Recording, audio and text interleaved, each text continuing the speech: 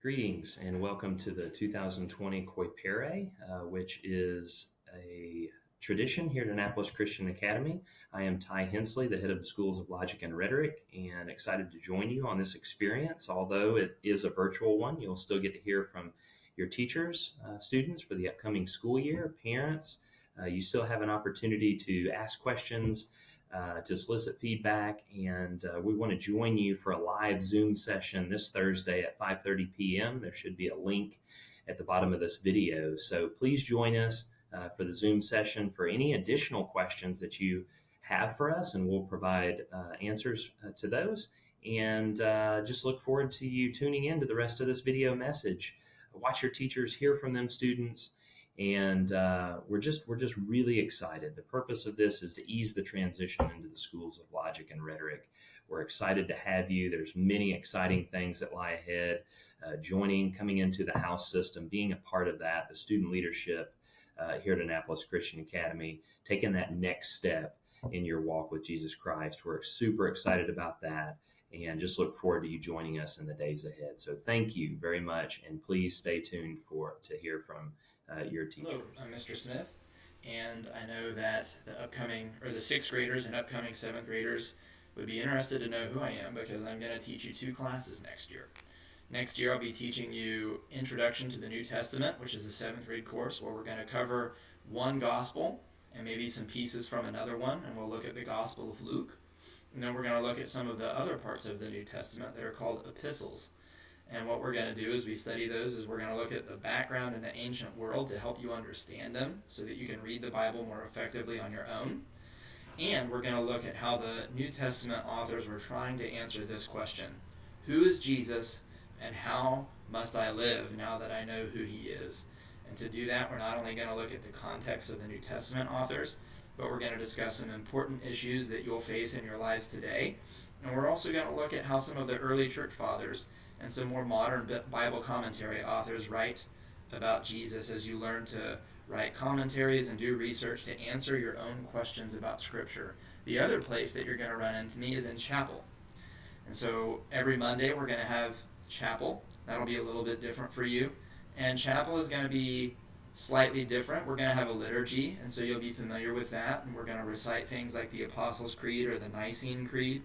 And we're going to have a message. We're going to worship God with song, but we're also going to tie chapel into small group meetings on Tuesdays and Thursdays where you get together and you discuss how following Christ and how what you've learned in chapel helps you do that, and how following Christ can be a rich and fulfilling experience when you do it with your classmates and with the people in your families and with your church. I hope this video finds you well, and I can't wait to meet you next year. Hello, my name is Ms. RABENBERG, and I will be the Latin teacher for 7th grade this coming school year. I have been studying Latin since high school. I did my undergraduate degree was in classics and in art history, and from there I went to do a master's in classical archaeology as well. So I have several years of Latin education under my belt, and I'm really, really looking forward to having you guys, many of you, again. So one other thing about me that's kind of fun is that I am an archaeologist, so I'm happy to bring in all kinds of fun things about the Roman world to our discussion of Latin. As we're moving into 7th grade, we're moving into more of a logic stage of understanding material, especially with Latin. We've been doing a lot of detailed grammar work on individual words and individual sentences, and just starting to move towards longer stories with bigger plots and learning more how Latin does that differently from English. That's going to keep going this year in 7th grade. We'll be reading more stories. We'll be looking at longer sentences, more complex sentence structures, which are exciting because I think we're all maybe a little tired of all those pattern sentences, right? So we're going to be using the Lingua Latina Per Se Illustrata book. Lingua Latina Per Se Illustrata means the Latin language illustrated through itself. What does that sound like? We're going to have a book that's entirely in Latin. So on the one hand, it's really nice because it almost starts over in a way. We start off with very basic grammar, very basic sentences. But the book challenges you to work out everything from context. You have to work out what new nouns mean, what new verbs mean. You have to be paying attention and seeing which gender a noun is, which conjugation a verb is, and all of that, right? So rather than having a list of 15 or 20 words that we memorize each week, we have a lot more vocabulary. But in theory, we also have a lot better understanding of how to get the words. We have more context. We have sentence context. We have story context to build around our words. So they're not just like random word we have to know from a note card. So I think the book will be a challenge, but it will be a good one. Many of you've had a lot of Latin, and this should be a nice, refreshing change. For those of you who have never had Latin, we will work it out.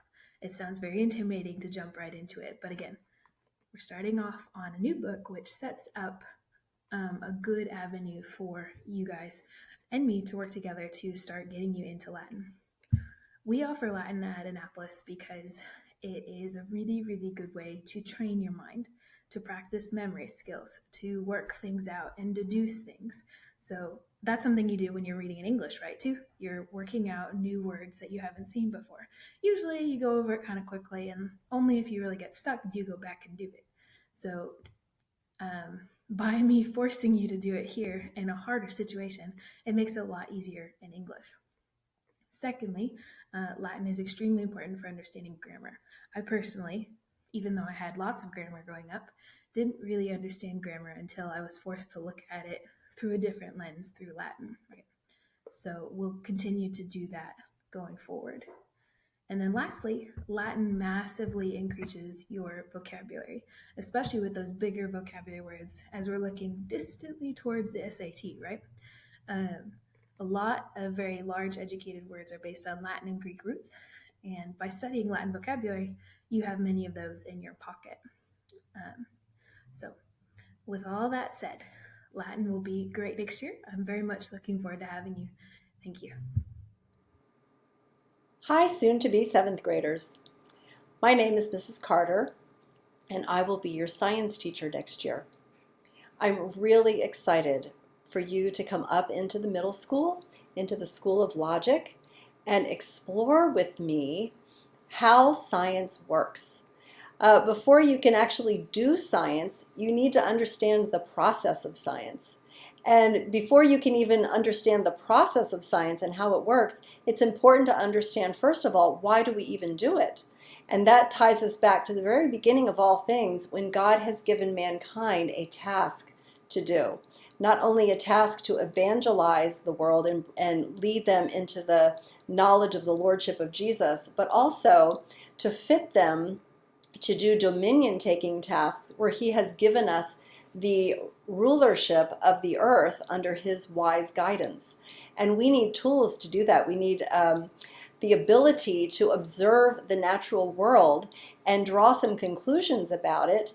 And it's not an easy task. There's lots of information that God has hidden inside of the workings of this world and the things of this world. And so part of our task together is to begin to learn, how do you begin to explore that? How do you begin to uncover mysteries and hidden things, and teach you about those kinds of processes, of learning processes. But while we're doing that, we're also going to do some really fun things together. This is a general science course, so one of the things about a general science course is you kind of touch on a lot of different topics. One of the things we're going to do is some basic physics, where we look at simple machines. And I know you did that back in one of your earlier grades, but this year we're going to add to it by learning how to calculate the mechanical advantage with that. And there's a neat presentation that is associated with it. We're also going to be looking at a little bit at historical science. How do you do science on events that have already happened and you can't observe again? So we're going to talk about that a little bit. Learning how to design experiments. We're also going to touch on some biological topics, some basic biology. one of the things that we're going to do that will span most of second semester in our biology study is we're doing human anatomy and physiology. And in this case, we are looking at all the systems of the body in much greater detail, in such detail that you would feel comfortable going to your doctor's visit and interacting with him in such a way as he interacts with you and uses appropriate terminology and so forth, and that you would be able to understand what he's talking about and the systems of your body and how they work. So this is a really wonderful time of as your own personal body is growing and changing. What a great time to talk about your body. So that's what we're going to do for most of second semester, and we will reach the climax of that whole conversation as we do dissections. So we have got, once we learn the systems, we're going to go ahead and do some dissection work in the classroom. You'll be given each your own organisms that we will explore together. You'll learn how to use dissection tools. You'll learn the proper protocol of how to behave yourself in that very kind of stressful situation. I know that it can be difficult. But I'm going to teach you. You can be taught how to go through something like that and participate in an activity like that at first might seem difficult, but in the end you'll come away once you've learned how to control your inner emotions so that you can do an outward task, just like your doctors have to do, in surgery, so that you will come away having learned something really interesting about the world that we live in, the creatures thereof, and how they're similar to us, right? These are organisms we're going to look at that have some similarities so that we get a better insight into our own bodies as we're looking at these other creatures. So that's just a little insight into what we're going to do next year, and I hope you're just as excited as I am. It's a lot of fun. I love getting to know my students, and we just work hard, we laugh hard, we talk a lot. It's very interactive and fun, and I just look really forward to getting to know all of you next year. Welcome up to 7th grade. Hello, I'm Jacob Belcher, and I'm excited to be teaching literature in the School of Logic next year. Studying literature is extremely important for students, especially so in the very formative years of junior high. All the research shows that on a cognitive, neurological level, there's not really much of a difference between the way you write and the way you think. And improving your writing skills is actually the same thing as improving your critical thinking. The imaginative work involved in reading activates the same regions in the brain as if you were really there, experiencing what the character is going through. This helps people to grow in empathy, compassion, and a whole host of other desirable qualities. In fact, according to several metrics, the #1 predictor for success in any field is reading widely and well. And of course, studying the ins and outs of both written and spoken language better prepare students for the standardized tests, the entrance exams, the scholarship applications, the job interviews, just all the basic human interactions in their futures. Besides all of that, it can just be a whole lot of fun. So, both the quality and the quantity of our reading and writing is really important. It sets the boundaries for our heart and mind, and then it helps us to keep stretching those limits upward. In 7th grade, we're going to read great books, we're going to learn to organize our thoughts and to articulate them well, and we're going to use our wit and whimsy to make some excellent literature ourselves. So I hope to see you there. Hi, Jacob Belcher again, and I'm one of the many people who work to keep the house system at Annapolis running smoothly. If you hear house and start thinking about Harry Potter, you're not far off. But Mrs. Rowling was drawing on a heritage handed down to her from the boarding schools of both Europe and early America. And so are we. There are 4 houses at Annapolis: the House of Priests, the House of Prophets, the House of Kings, and the House of Martyrs, each coached by a pair of faculty members and led by student leaders. At Annapolis, the houses are the beating heart of the student culture in our upper schools. Houses have their hands in everything we do, from Camp Eagle and Warrior Week to planning service projects and formal. It's an opportunity for students to mingle and make friends in other grades. In 7th grade, students are inducted into the house community that will support them for the rest of junior high and high school. They'll get to participate in all house events, and at the end of 8th grade, they'll be ready to apply for positions in house leadership. House provides an opportunity for older students to lead their fellows in community service and friendly competition. And house leadership serves as our student government to help the administration shape the future of the school. Whether a prophet, priest, king, or martyr, all students in the schools of logic and rhetoric have a home and an important role to play in the Annapolis House system. I hope to see you there. Welcome everyone, and welcome to 7th grade. My name is Mrs. LORADITCH, and I teach pre-algebra. Many of you know me from the playground, but I'm really excited to have you in my classroom this year. So here's a few things that you can expect to learn. First of all, I want to let you know how I think of math. I think of math as one giant puzzle that God has created for us to sort of master. So I love number theory. I love how all of the numbers work together to mean something. And I love how when there's something that's unknown, I get to solve for it. That's really an exciting thing for me. I know, I'm a math nerd. Anyways, we're going to start to work with those unknowns in algebra. We're going to start to discover the processes that we can use to solve for those unknowns. You have learned such a strong foundation in your number theory through grammar school, and now we're going to put it to good use in pre-algebra.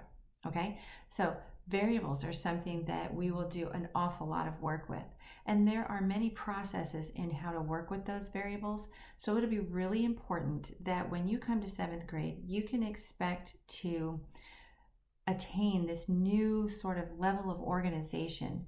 You're going to have notebooks that you work with.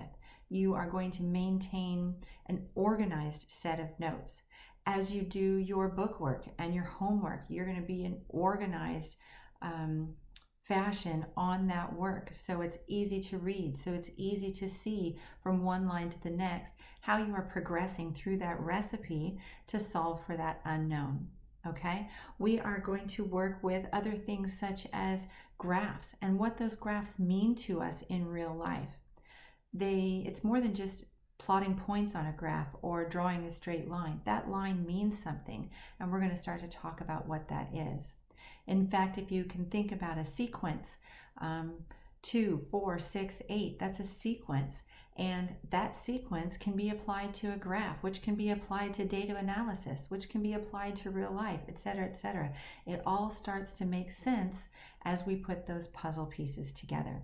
And we're going to master that puzzle on this pre-algebra journey of ours.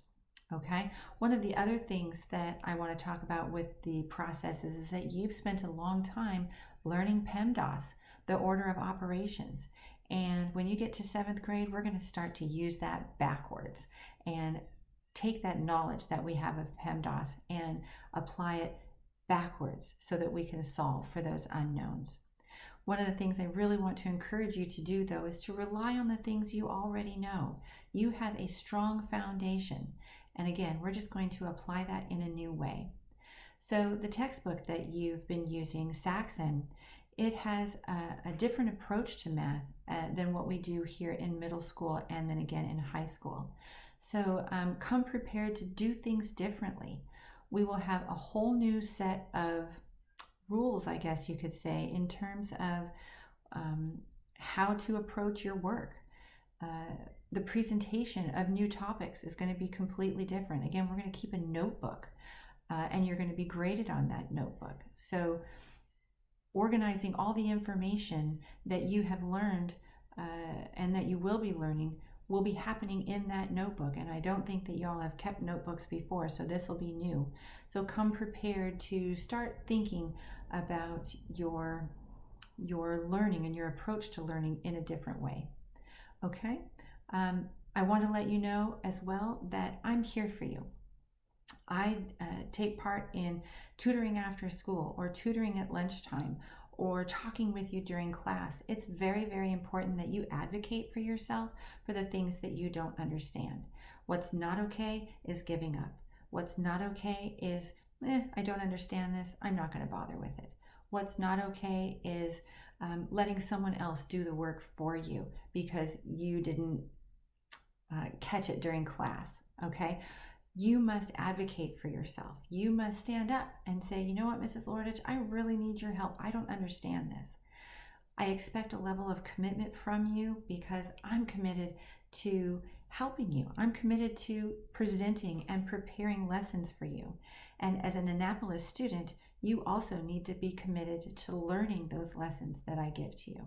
Okay, so we just really need to work together, and it's important that you stand up for yourself as a student and say, I get this or I don't get this, and come to me. We as teachers are 100% here for you, and I want you to rely on that fact. So come to 7th grade knowing that we are a team, we are a group of 7th graders and staff and teachers and administrators that are going to be here to support you through this journey. It's an important journey that you're on right now. So good luck with the end of this year, and I just really can't wait to see you next year where we can just all get together and be able to master this wonderful puzzle that God has made for us. Thanks so much and have a great day.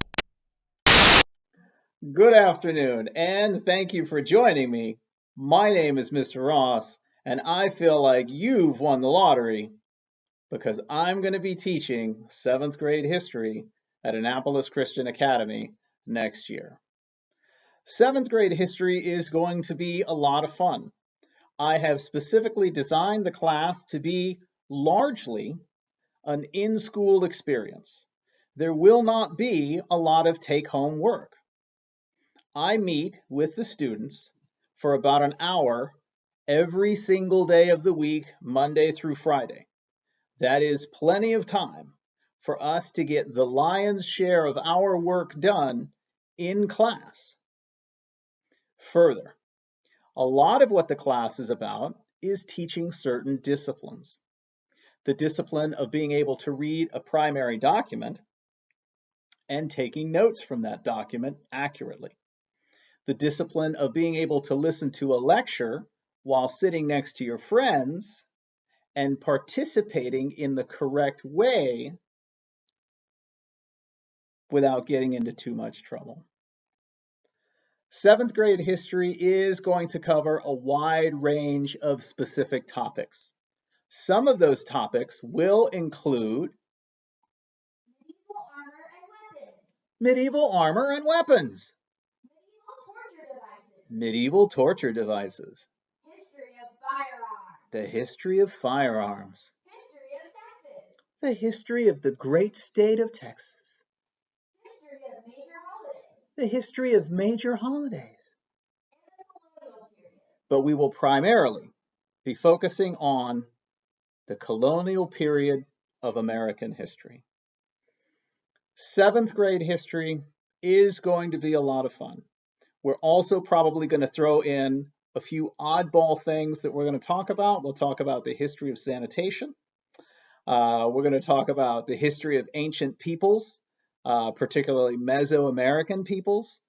And a lot of this may not sound connected, but it is, because primarily what we're going to be learning in 7th grade history is the discipline of how to behave in a class, how to participate in a class, how to participate in a discussion in a mature way.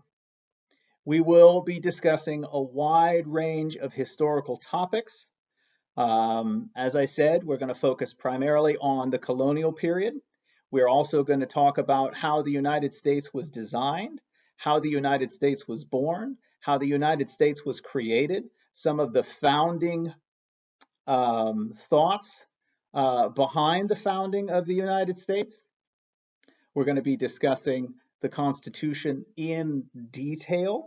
We're going to be discussing the Bill of Rights in detail, all of the amendments in detail. We're going to be discussing the creation of the American government, what it is supposed to do, and what it is not supposed to do. We are going to have a lot of fun. 7th graders generally are about 12 years old. They can be a little bit silly. and that's okay. I have taught 7th grade history for 13 years now. Wow. And I'm looking forward to teaching 7th grade history in the coming year. My name is Mr. Ross, and I think we're going to have a lot of fun in 7th grade history. Thank you for your time. It's your art teacher, Mrs. Johnson. I'm coming to you from your ACA art studio, and it's sure lonely in here without you guys. I can't wait for us to resume school again and start doing some art in here because it's really blank. I've got nothing on the tables. I've got no art, no paint out, no pencils, nothing. So I am eager to have you guys again. But I just wanted to take a minute, tell you that I missed you, and also tell you a little bit about art class. So most of you have probably had me for several years or all your years here at ACA, starting from kindergarten. I know a few of you, but if you're new, and I'm excited to meet you, so I just wanted to take a minute and talk about what we do in art class and what you'll be coming into your logic years doing.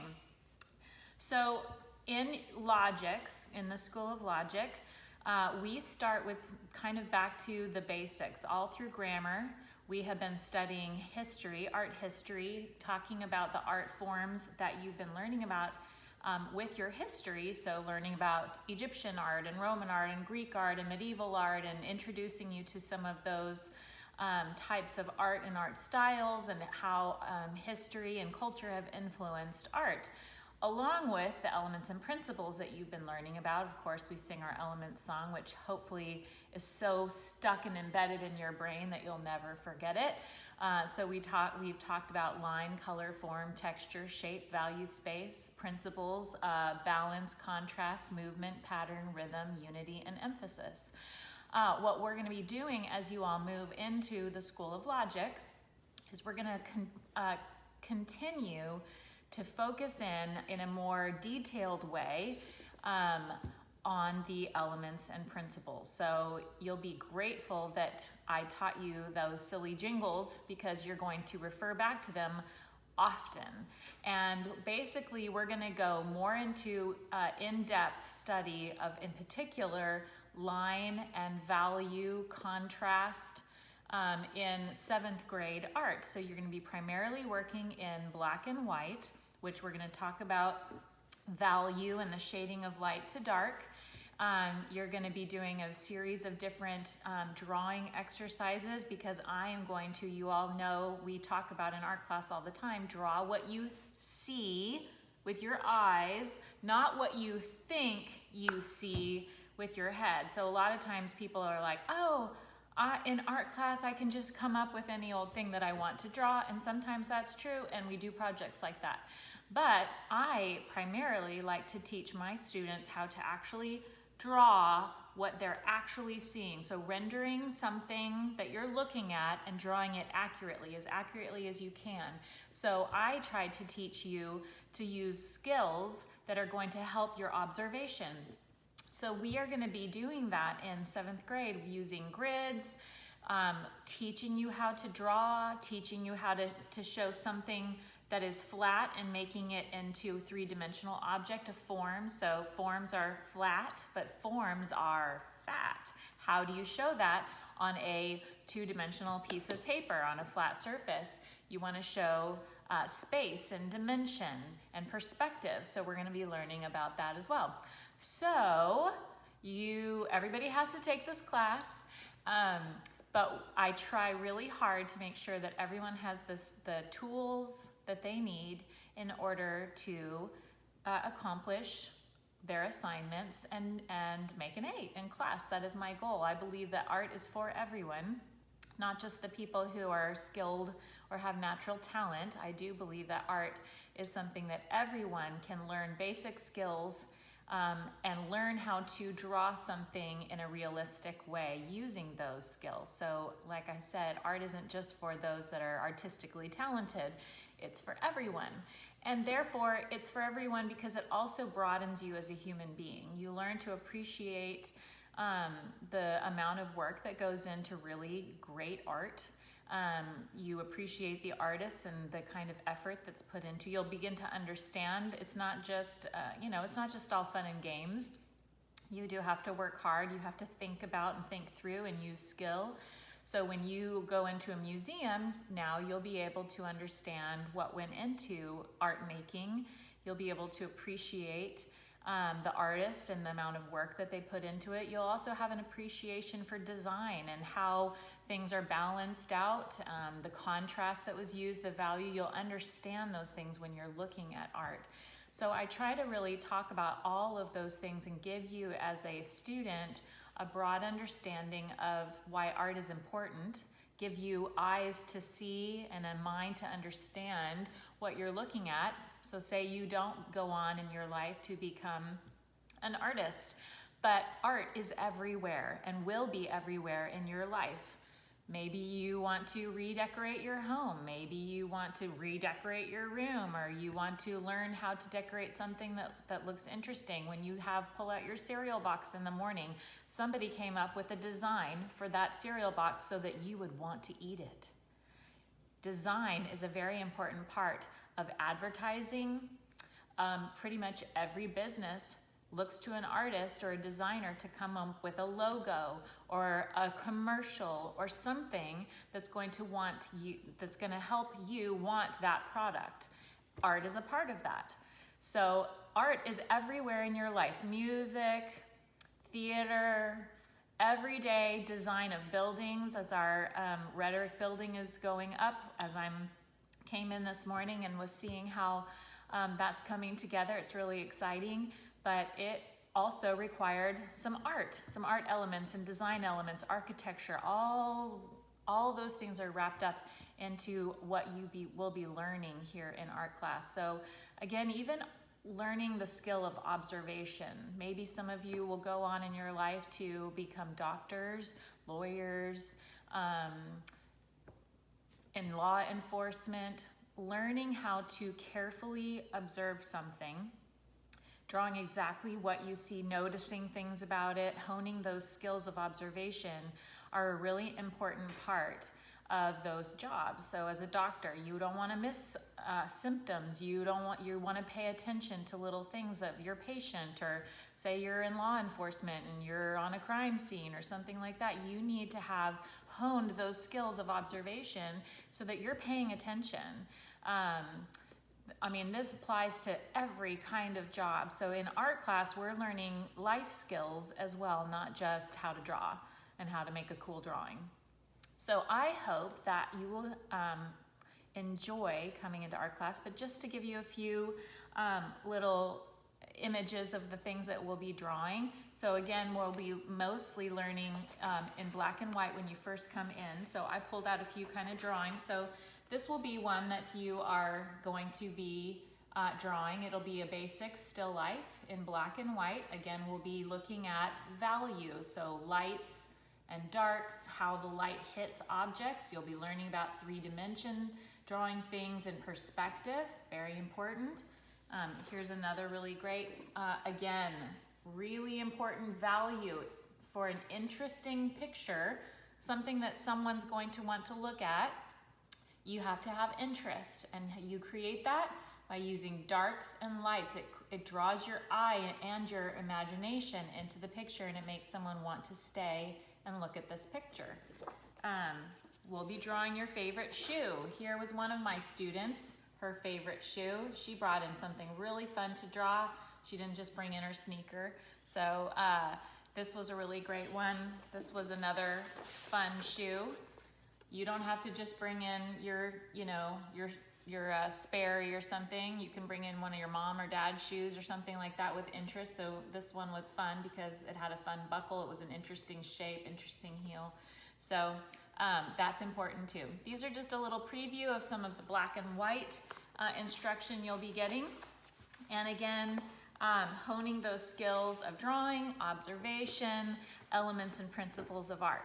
So hopefully in the fall, we'll be back together in the art room, doing some art together and having a good time. I look forward to seeing you all. Bye.